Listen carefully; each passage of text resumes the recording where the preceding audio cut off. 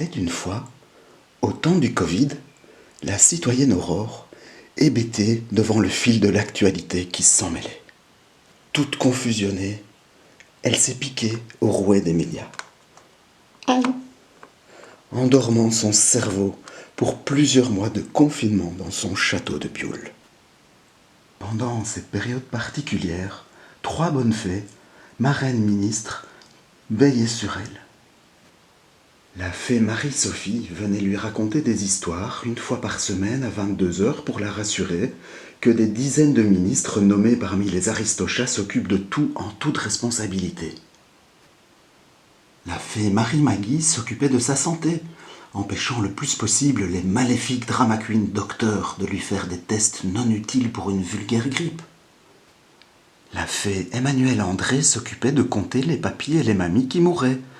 En ce temps-là, on s'occupait plus de compter qu'on s'occupait vraiment de les soigner. Dehors, le monde était laid. La TV le rappelait quotidiennement à Aurore. Les forêts de Pocahontas étaient brûlées. Blanche-Neige ne voyait plus jamais de neige. Les nains ne respectaient pas les distances de sécurité quand ils allaient au bricot ou au bistrot. On entendait souvent la petite sirène de la police qui distribuait sans masque des amendes aux promeneurs dans les parcs parce qu'ils étaient sans masque. Certains policiers étaient même des monstres ou compagnie. La belle était de plus en plus entourée de clochards qui avaient perdu leur emploi. Confinée, le cerveau en forme de marshmallow, Aurore attendait que le monde dehors redevienne normal. Ces 3 marraines s'y employaient pour revenir le plus vite possible au pays des monts et merveilles économiques. Dans le royaume surréaliste de Bioul, Marie-Sophie lui promettait 2 masques, tandis que Marie-Maggie confirmait sur son site internet que les masques étaient inutiles. Et Emmanuel André... Ah non, rien. Il avait encore changé de poste celui-là. Dans le royaume de feu roi Lion-Paul, les ministres bien payés faisaient fièrement des annonces et créaient des task force. Comme Peter Pan de Crème, qui fait des photos de files de camions remplis de masques livrés en retard. Ils sont chers, ils sont fournis par Aladdin, le roi des voleurs. Dans le monde imaginaire de Peter Pan de Crème, les masques à laver à 30 degrés étaient de top qualité. Épuisée, Aurore eut le regard attiré par une activité fébrile dans le village en bas du balcon de son château. C'était Manu Robin des Bosquets qui, entouré de plein de citoyens, s'activait. Dès le 15 mars, on sentait bien que ça allait être compliqué. Alors nous, sur le terrain, on se bougeait. Bernard et Meriem ont donné leurs économies aux hôpitaux. Caroline et Youssef ont donné plein de leur temps et prirent les choses en main pour fabriquer des masques, des blouses, des visières à distribuer aux hôpitaux. Il fallait commander du matériel de qualité. Avec la crise, les fournisseurs avaient multiplié leur prix par 8. Ah, on préfère attendre. Peut-être si on attend, les Italiens, ils vont payer encore plus cher. Moi, je reprends ça. Il fallait trouver les bonnes volontés pour cadrer tout ça. 2100 bénévoles ont pu être mis à contribution. Et là. Et vous les payez pas alors, ces gens, vous? Mais on est dans un état les plus riches du monde. Et le gouvernement ne peut même pas garantir un équipement de base au personnel hospitalier. Nous, on peut. On créera une entreprise quand l'urgence sera passée. Il fallait encore plus de matériel de qualité. Hop. Et expert certificateur en élastique de la Fédération du textile ici. Aux élastiques, c'est de la merde, hein.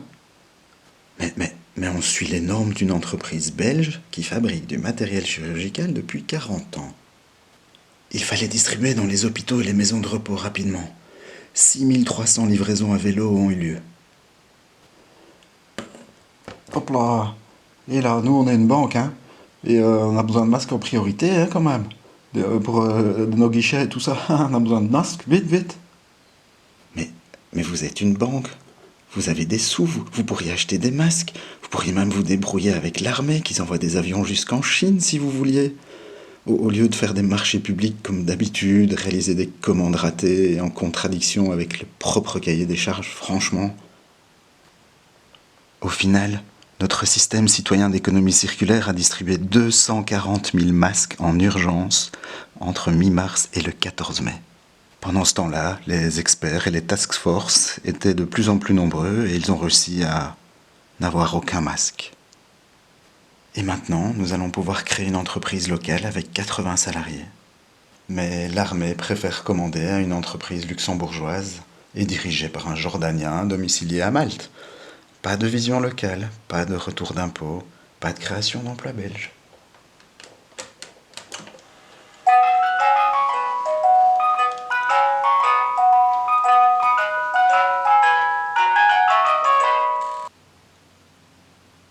C'était la ratatouille dans l'esprit d'Aurore. Veut-elle que le château revienne à la vie comme avant, au monde normal désiré par les féministes? Acheter une belle robe faite par les petits frères de Mulan? Organiser un grand bal le 21 juillet, s'envoler en avion pour aller étaler pendant 15 jours son tapis sur les plages de Jafar et vite oublier tout ça? Une larme coula sur la joue de la citoyenne Aurore. Peut-être c'était plus charmant, un système local, éthique, durable. Peut-être il ne faut pas juste écouter les bonnes fées, mais leur parler aussi. Leur expliquer que dialoguer avec la société civile, c'est peut-être mieux que confier une partie de la gestion à l'armée, cette grande muette. Que retiendront les féministes pour mieux gérer les crises à venir? Seconde vague, crise énergétique, alimentaire, climatique, migratoire. Ne devrait-elle pas rester un peu plus dans l'ombre? Aurore est en train de s'éveiller. Elle sent que de ses décisions et de ses actes dépendra l'avenir de ses enfants.